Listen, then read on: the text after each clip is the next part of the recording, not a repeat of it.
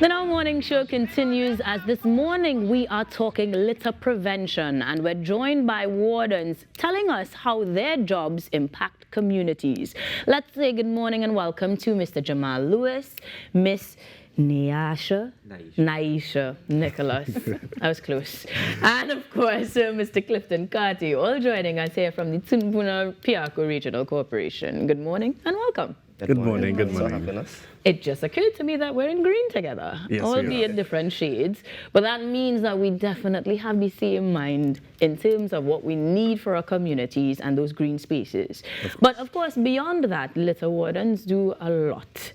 So to give us an idea, I'm going to start with you, Miss. I look like Miss Nicholas. I don't want to mess up your name. Okay.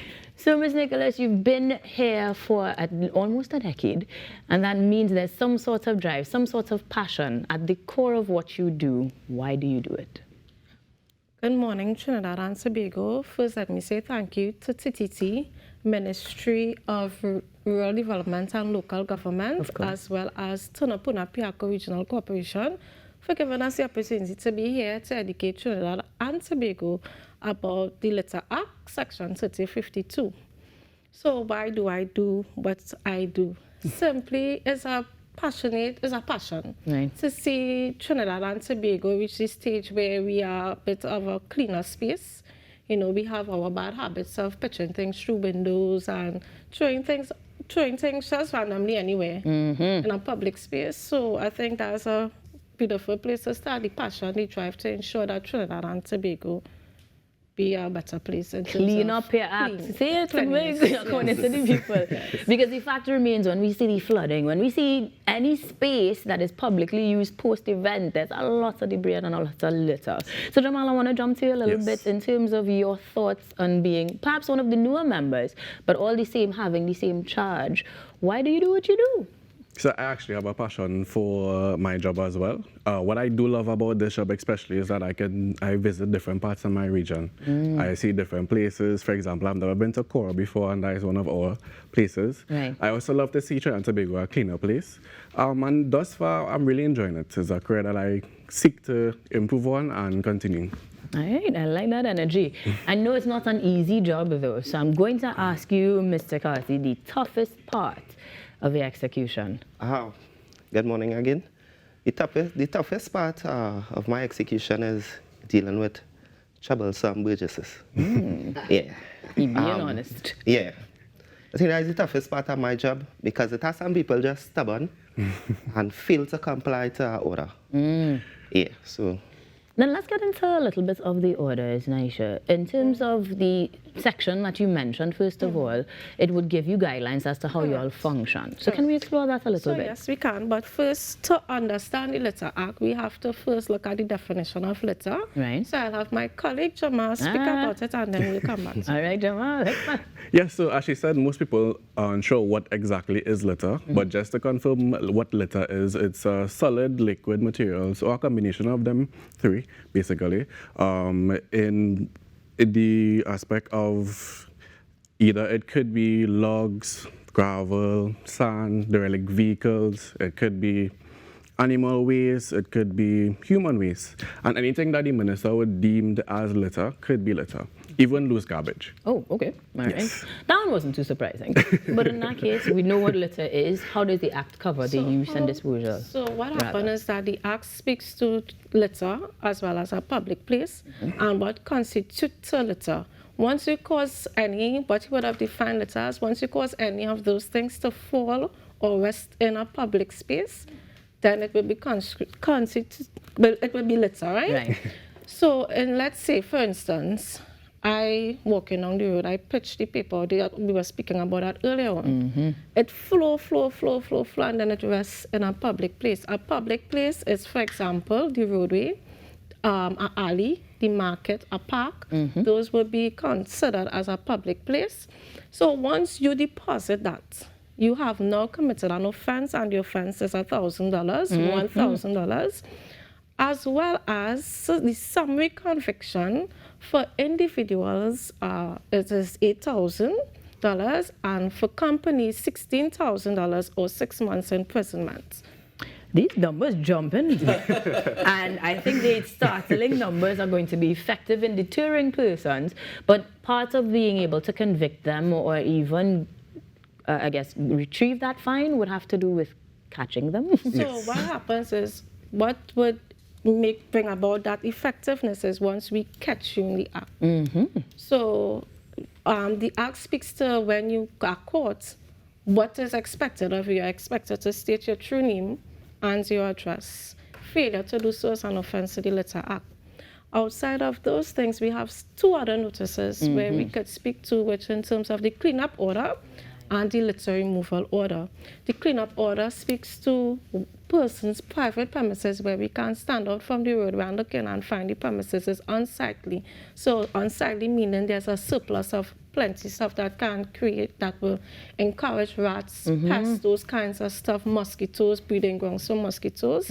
So that's the cleanup order. And then we have something called the litter removal order, where it speaks to the public space again. That is where we didn't catch you, but it can be confirmed upon investigation that you are the person, the offender. The perpetrator. The perpetrator, that's correct. The cleanup order speaks to 40 days. That's the minimum we could give. And then we have the litter removal order, where if it is detrimental to the environment, to your neighbor, it can be immediately. Okay. Then it has 2 to 3 days, and then it could be based on the specifics of the condition. Yeah, and the litter That's really prevention valuable warden. information, because I mean, unfortunately, we do have those neighbors who don't take care of their properties, and by proxy, we are suffering rat infestation. You know, cockroaches, the works. I'm really intrigued about the parts where the persons who are not seen immediately committing the offense being reprimanded all the same. And I mean, giving you all the task of the job itself. But that means that it's something that we, the public, need to be much more aware of. And how do we only get that, access to that? Not only, just to add one more thing to, in terms of the litter removal order and the cleanup order, as well as the fixed penalty, is that failure to comply to any one of those, you'll be summoned to court.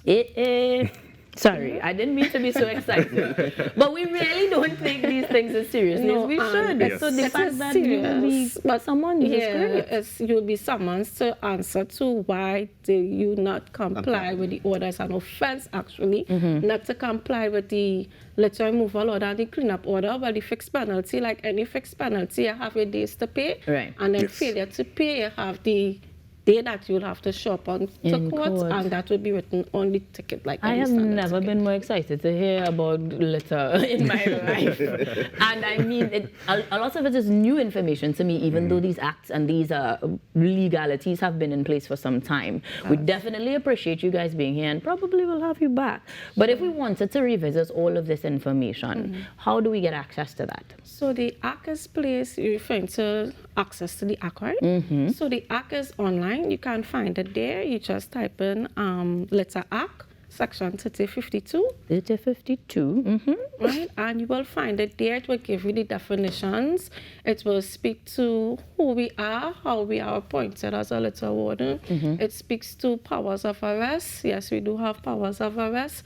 It speaks to the cleanup order that I was speaking about earlier, the litter removal order, the fixed penalty given local authority the powers to enter a person's premises if it's considered to be unsightly, as well as I want to remind Trinidad and Tobago, not having a receptacle is no excuse to deposit litter in a public space. It's an offense.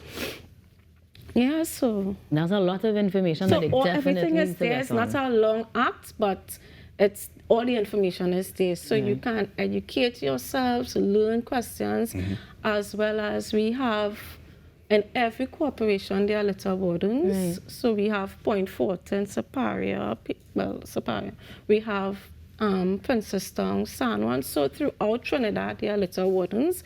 So you can reach out to your corporations if you all are having issues and see where we can't find solutions. Definitely making a few calls and make a few visits to some neighborhoods, Amelia, and make sure that we get that greener, cleaner TNT together. Now, guys, if you were to each leave a little bit of a parting message to Trinbago, any final thoughts? Yes. What I would say first is always keep your environment clean, and especially receptacle.